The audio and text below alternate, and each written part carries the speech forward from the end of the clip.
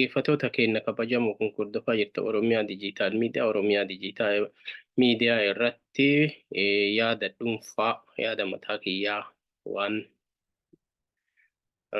bakka bu'u tokko qabadhee asirratti dhiyaadhee jira. Innis maali? Waa'ee qubee afaan Oromootii fi kuullee Oromoo jedhamee yeroo ammaa kana sooshaal miidiyaa irraa hedduu isaa deemaa jiru. Waa'ee kana irraa yeroo baay'ee waa jechuu hin barbaanne ture. Haa ta'u erga wanti an jedhu nama hin miinetti yookaan hawaasa hin miinetti yoo waa nadhagame keessaa irraa dubbadhe rakkoo hin qabu jedhee adda dhiyaadhee jira. Na hordofaa. Yaadni kun kan dhuunfaa kiyyaati. Ilaalcha kiyya waan na mul'ate itti dubbadha. Kanaaf naaf oolchaa yoo dogongorallee ta'e jechuu barbaadaa jechuudha. Jalqaba waa'ee qubee afaan Oromoo yoo irraa dubbachuu yaade qubeen afaan Oromoo akkuma beekamu jaarraa hedduutii fi bara jaarraa 1886 yoo dogongoruu baadhe kitaabni yookaan macaafni qulqulluun biyya Eertiraa keessatti hayyuu Oromoo kan ta'anii Mooses Nasiibiin achirraa barraa'ee ture. Kanaaf wannoon isaa yeroo dheeraa jechuudha. Afaan Oromoo akkuma qubeellee kan laatinii yoo fayyadame waggaa dheeraa fi qubee saabaatiin barreeffamaa turee jira jechuudha. Garuu qubeen afaan Oromoo kun akkuma hayyoonni afaan Oromoo hedduun irraa dubbataa jiranii qubee laatiniiti. Qubee laatinii kana kan dhimma itti ba'aa jiru yookaan itti fayyadamaa jiru saba Oromoo duwwaa miti. Biyyoonni 100 fi naannoo 150 gahantu itti fayyadamu. Irra guddaa qubee kanaan barreessu jechuudha. Yoo gosa adda addaati itti fayyadamsiisaa akkuma biyyaa yookaan akkuma saba itti fayyadamu sanii irraa gara ta'een alatti jechuudha.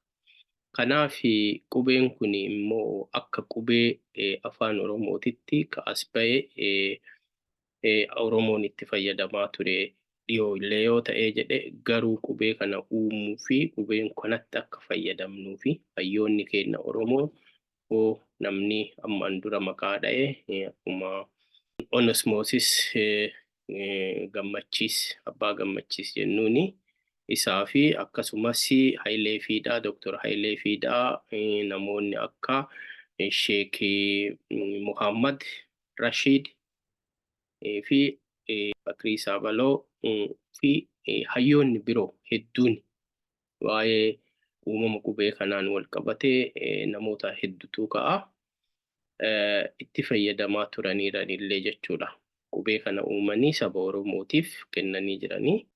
Eega kun kana ta'e immoo Oromoon haga qubeetti fayyadamuu jalqabee waggaa 30 darban kana sirriitti qixa sirrii ta'e tokkoon qubee afaan Oromoo kanatti fayyadamaa tureera.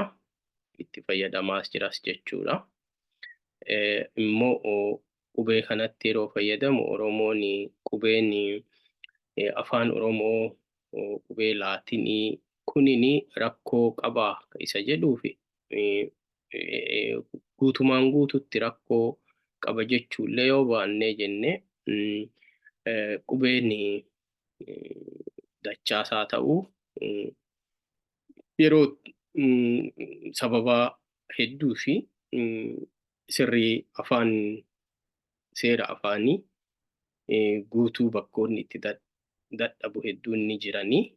Garuu inni kunini baay'ee waan jabaatee yookaan qubee nama jijjiirsiisuu yookaan itti fayyadamuu nama dhogguu miti jechuudha. Isa kana immoo hayyoonni afaanii warroonni saayinsii barruu afaanii qoratanii waan kanaa fi maladhaa akka jiran quba qaba jechuudha. Kanaaf qubeen Oromoo kuni akkuma beekamu baay'inni isaanii 26 qubee dachaatiin ala jechuudha. Kanaaf qubeen ergifannee itti fayyadamnullee hin jirani. Yoo akka tsaayifaa kanaa kanneen quboota itti ergifannoo keessa kan jiranii jechuudha. Hunda isaallee yoo waamuu baadhe. Kanaaf waa'ee qubee yoo ka'uu jedhu waa hedduutu faana ka'a qubee afaan Oromoo kana. Qabsoon Oromoo faana ka'ati. Jenereeshiniin adda jiru kunillee jenereeshinii yookaan dhaloota qubee jedhamee itti waamama. Inni kunniin waa'ee qubee kana wantoota yookaan dhimmoota qubee akka jabeeffame qubeen akka ilma nama tokkootitti yookaan qabeenya guddaa saba Oromootitti waamamaan jechuudha. Yeroo baay'ee akkuma namoonni hedduu jedhani wantoota Oromoon ittiin hin qoosne yookaan Oromoon isa tuqaniiti Oromoon hin cadhisu jedhaman keessaa akkuma daangaa biyyaa dabalatee qubeen isa tokko jedha. Qubeen isa tokko. Kana jechuun maal jechuu? Qubeen saba Oromootiif maal akka ta'e argisiisa jechuudha. Isa yoo kana jenne maaltu waa'ee qubee adda namoota anas namoota hedduu haasofsiisaa jira jennee yoo ilaalle tokkoffaa amma yeroo dhiyoo kana torbaan amma darbe kana torbaan 2-3 deema. Qubeen kuullee jedhamu tokko uumamee Maaster Hasan Ayimoo nama jedhamuun uumamee saba Oromootiif yaa qubeen amma afaan Oromoo ittiin fayyadamamaa jiru kuni qubee sirriitii miti, qubee Oromootii miti, ittiin sabni barreessuu hin dandeenye, jechootas adda baasuu hin dandeenye jedhaniiti Maaster Hasani toora miidiyaa irratti illee kan dubbatan argineerra. Isa kanaaf immoo ragaalee sababa qubeen afaan Oromoo kuni hanqina qaban bakka inni hanqina qaba jedhamu irratti illee ifumatti dubbateera. Inni jechuun for example yookaan fakkeenyaaf qubee yeroo qubee dachaa keessattuu haala jabina ta'een balaaleffate qubeen kuni rakkoo qaba yoo ittiin barreessinu hiikni isaa hiika sirrii ta'e nuu hin kennu yeroo jedhu argina. Innis fakkeenyuma Maaster Hasan fayyadame yoo kaasuu barbaade qubeen dha isa jennuun kuni dha ka jennuun kuni yoo fakkeenya jedhee doktorri tokko harma baqassee hodhe yeroo barreessu immoo doktorriin harma baqaqsee hodhe ka jedhu dhaayin suni hin jabaattu jedha. Inni immoo deebi'ee ka biroo hudhaallee akkuma yeroo baay'ee jechoota akka re'eefa qe'eefa ho'efa waan jennuufa kanneen gidduutti hudhaan hin jabaatu jedhee akka ragaatti dhiyeessee kanaaf furmaata qaba jedhee qubee kuullee jedhamu qabatee gadi ba'e jechuudha. Qubeen kun baay'inni isaanii qubee 35 keessaa qaba jedhu. Inni kun immoo hawaasa keessatti rakkoo otu uumame yeroo wanti irraa haasaa jirruuf illee sababa qubeen kunini hawaasa biratti mormii kaaseefi jechuudha. Hawaasa biratti akkamiin mormii kaasee yoo jennu hundi keenya akkuma argaa jirru Profeesar Fedhasaan Yuunivarsiitii Wallaggaatti muummee afaan Oromootitti qorannoo waa'ee kanaa yeroo dhiyeesse waa hedduu kaasee isa kana hawaasni immoo warroonni inni achitti dhiyeesse illee yaada adda addaa kaasanii jiru. Yaadni isaanii hedduudha. Kanaaf nullee bakka jirrutti yaada ka'e kanaaf furmaanni biraa osoo jiru maaf furmaanni kun dhufe ka jedhu akka yaannuuf akka dubbannus nu taasisee jira jechuudha.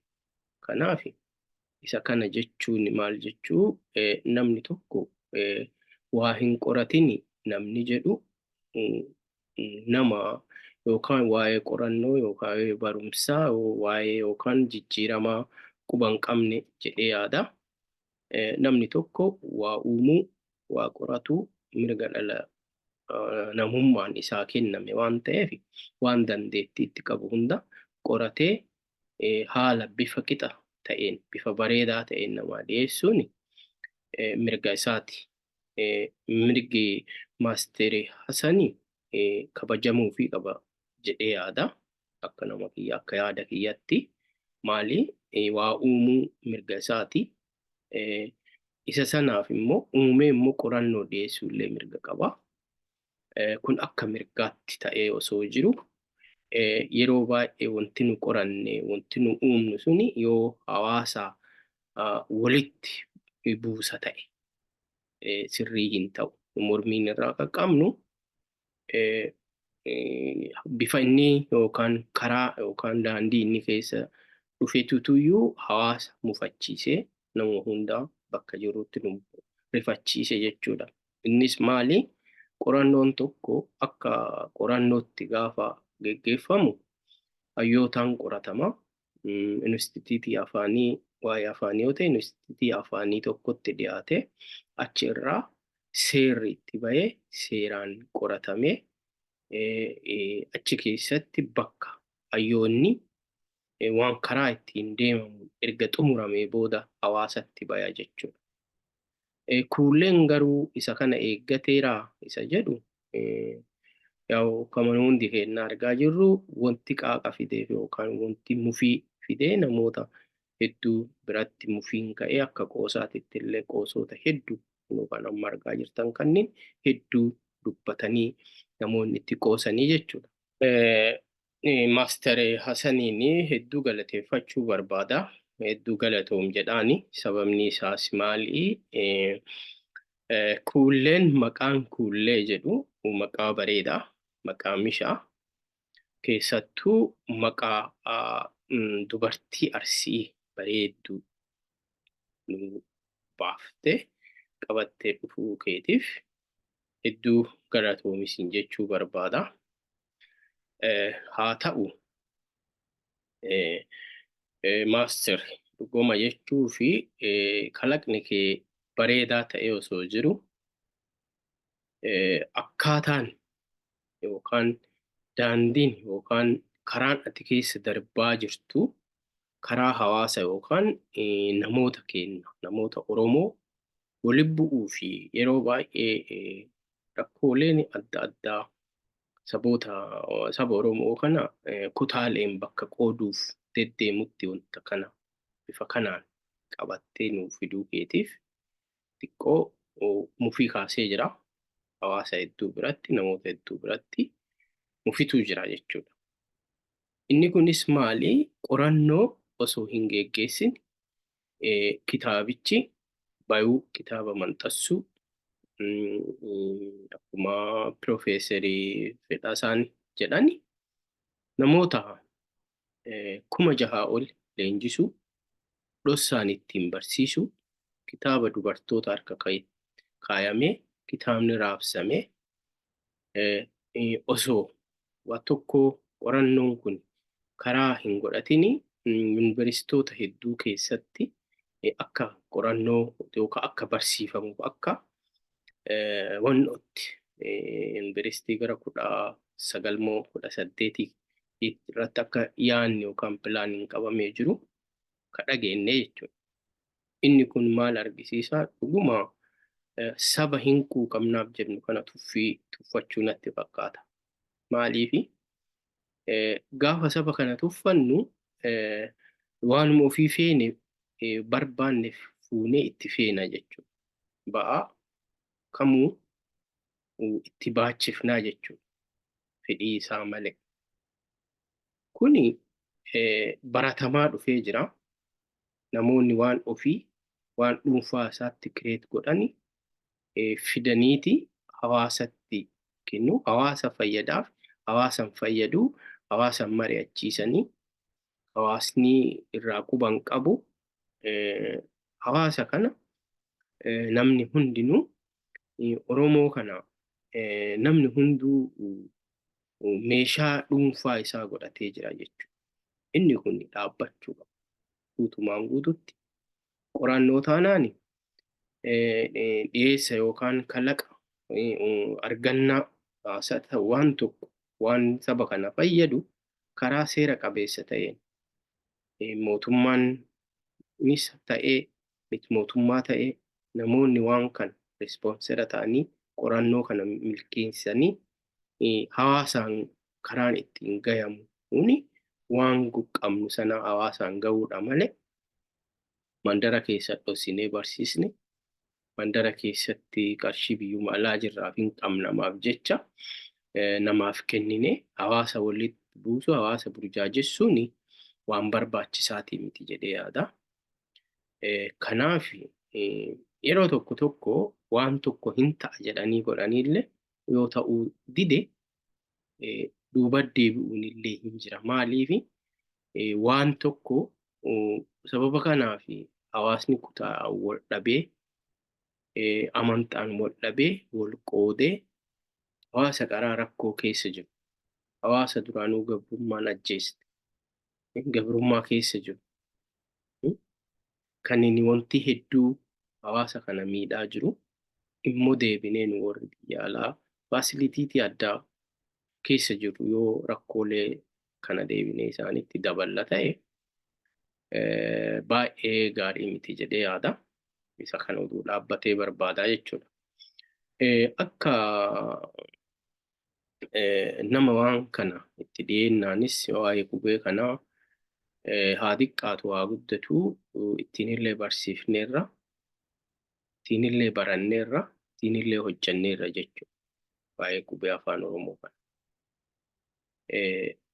Dhugaa dubbatuu fi namni qubee afaan Oromootti bu'u gaarii miti nu biratti ana biratti illee jechuudha hin fudhadhu. Hin tuqin jechuu kiyyaa miti rakkoo qabaate fooyyessuun hin danda'ama jechuudha. Immoo kalaqni keellee atillee waan Oromoo ta'a jedhu qubee ta'a. Kuulleenis qubeedha. Akka wannootti jechuudha. Ittiin katabanii jechuudha. Ittiin akka katabamuuf nuuf dhiyaate jechuudha. Anamma kuullee irraa yaada kennaa hin jiru. Adeemsa irraa yaada kennaa jira malee. Kuulleen akka afaan maasteraa isaanii irraa dhageenye kuulleen kan bocamte odaa irraati jedha. Garuu yoo arginu wanti odaa fakkaataa achi keessa tokkollee hin jiru. Wanti odaa ibsaa tokkollee hin jiru. Immoo deebi'ee dhuguma dubbachuu fi alfaabeetiin sunniin yoo laallu namoonni hedduu ittiin qoosanii qoosaa baay'eetu jira. Ani immoo achi keessatti xiinxalli kiyya maaliifi jibbiinsa afaan Amaaraallee hin qabu. Afaan Amaariffaa kan saba Amaaraati. Qubee sana kan boce warra amantaati. Amantaanii fi siyaasaan Amaaraa wal keessa jira. Adda bahee hin jiru waan ta'eef jarri tokko hanqubeen laaleen ijji an laaleen fi akki anitti quboota sanii garagalchees ol garagalchee garanas garagalchee ilaale quboota Amaariffaa hedduutu keessa jira. Dhugaa dubbachuu qubeen bee, buu, aahuu, xeexuu, yee, tee waa hedduu kaasuun hin danda'ama.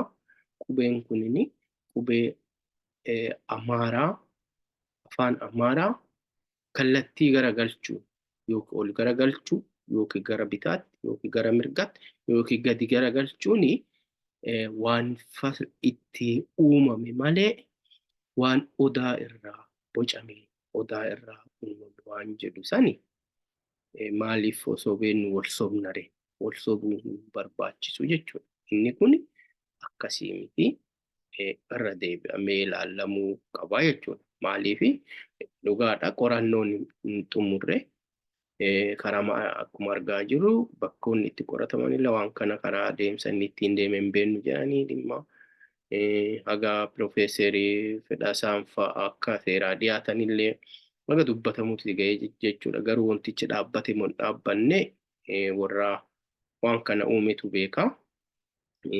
Waan tokko jechuu barbaada asirratti waa'ee qubeen dachaasaa ta'uu hudhaanis yookaan hudhaa qofaa mitiyyuu wantoota afaan Oromoo keessatti barreeffamas dubbis rakkoo qaban hedduu akka sirraa ofirra hojjetamaa jiru quba qaba keessa jirallee jechuudha. Kallattiin warroota waan sana akka fooyya'uufi gumaacha isaa gumaachaa jiru keessa jira jechuun illee garee san keessa jira. Anis waan narraa eegamu garee san keessatti baachaa jira jechuudha. Kanaaf yoo quba qabaattanii fi dhaabbanni tokko waggoota sadinadhaa biyyoota hedduu irraa walitti dhufuun dhaabbata yookaan shanacha jennaaniinu shanacha qormaata qoraasuma afaan Oromoo ka jedhu tokko gadi dhaabnee seera itti bulmaata seera biyya Ameerikaatiin heeyyama itti baafannee heeyyama guutuun internaashinaal ka ta'een seera guunnee waa'ee kana geggeessutti jirra jechuudha. Qormaanni qoraasumni afaan Oromoo akkuma argaa jirtanii yuutuubii irra jira. Weebsaayitii mataa keenyaa illee qabna. Weebsaayitiin mataa keenyaa www.qaqao.org jedha. Isa kana irra rukutaatii ilaalaa hojiilee hojjetamaa jiru jechuudha. Viidiyoolee hedduu jiranii shanachi kun maaf ijaarame maal uumame maaf uumame eenyu fa'atu uume maal hojjechaa jiranillee ka jedhu achirraa argattanii jechuudha. Kanaaf qormaanni qoraasuma afaan Oromoo akkuma qoraasu jechuun waan hedduu namoonni aannan qabee qoraasu yookaan qodaa aannanii orooboo waa hedduutu jira. Isaan kanneen qoraastee urgeessitee akka aannan yoo itti buuftu foolii yookaan hafuura adda addaa hin qabaannetti bareechiftee namatti hin kennitu jechuudha. Isuma kanaan irraa jechuun maal jechuu afaan Oromoo rakkoo qabu sana rakkoolee bakka rakkoolee jiran san keessaa baasuu lammaffaa immoo ka'umsi kenna inni guddaan hayyoota as keessa jiranii afaan Oromoo afaan abbaa hin qabne jedhamee kan tuutni kun yookaan shanachi kun uumame ijaarame jechuudha. Afaan Oromoo kana kan abbaa hin qabne abbaa itti godhu jechuudha. Kana inni kun furmaata qaba. Furmaata qubee dhaa, qubee chaa, qubee hedduu quboolee ta'ee jechuulee hedduu fi bakka rakkoo afaan Oromoo rakkoo qabu hunda seennee hayyootni kun seenanii waa hedduu hojjechuutti jiran. Dhibbaan dhibba quba qaba waan ta'eef, dhibbaan dhibba keessa jira waan ta'eef, qaama sanas waan ta'eef waan kana dubbadha jechuudha.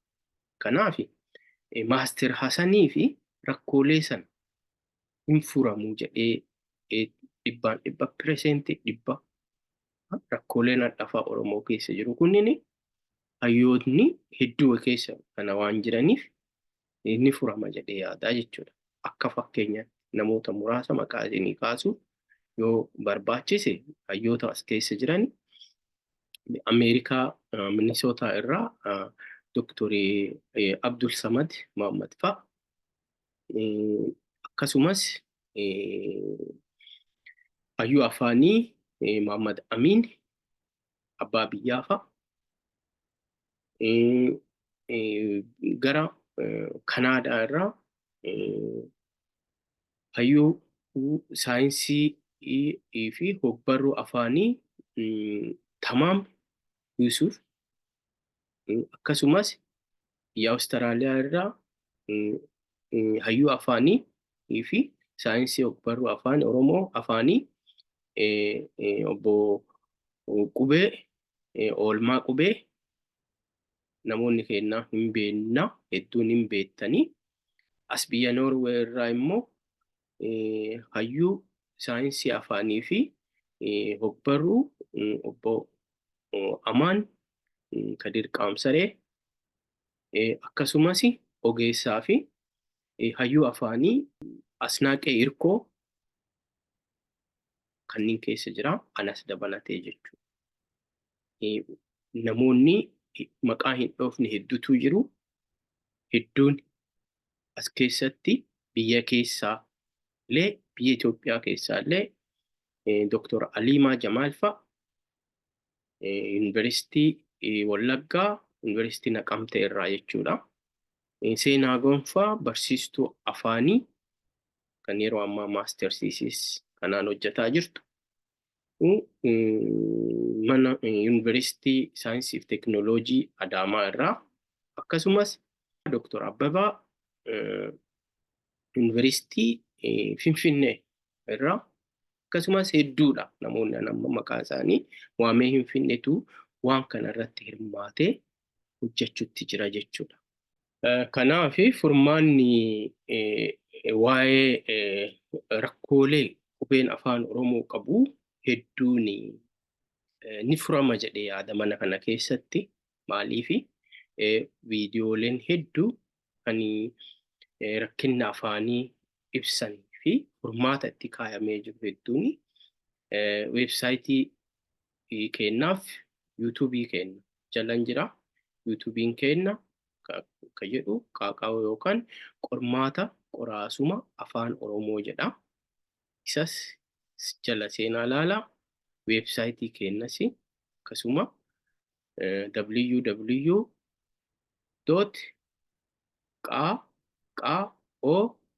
www.qaaqaa'oo.org yoo dhaxxanii ilaaltan wantoota nama haasaa jiru kan hunda achirraa argitu jechuudha. Namootaan maqaa waamnes achi keessatti argitu jechuudha.